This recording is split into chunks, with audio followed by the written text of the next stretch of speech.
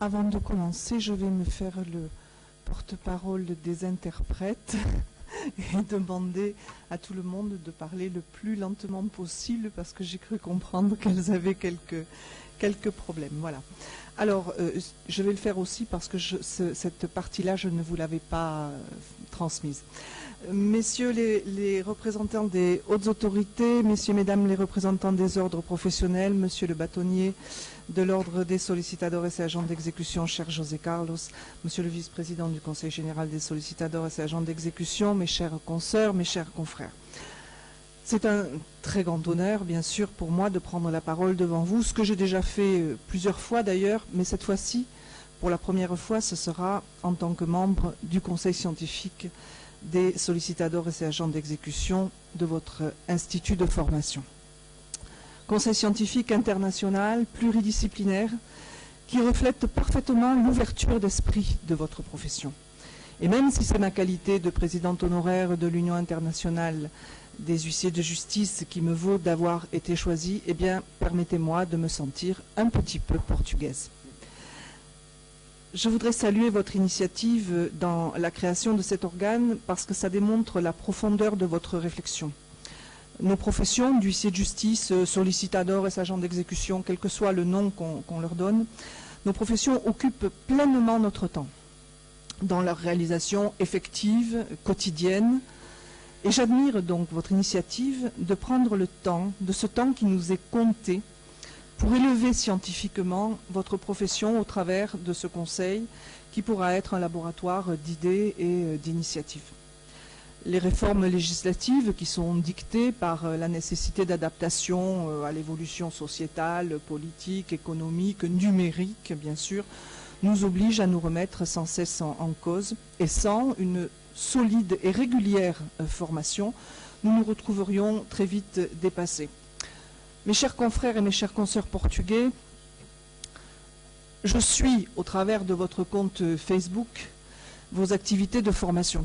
Et je dois dire que vous êtes sans doute parmi les plus actifs dans ce domaine et les plus assidus. Et je crois que c'est le signe de l'intérêt que vous portez à votre rôle juridique au sein de l'appareil judiciaire.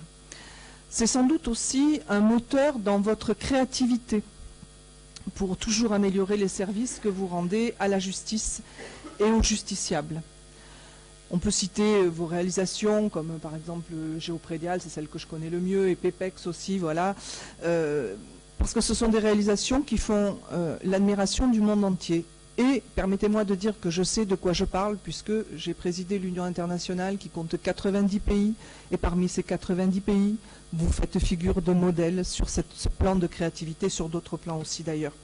Alors aujourd'hui, vous avez choisi un thème concernant une activité que vous n'avez pas inventée, c'est le constat.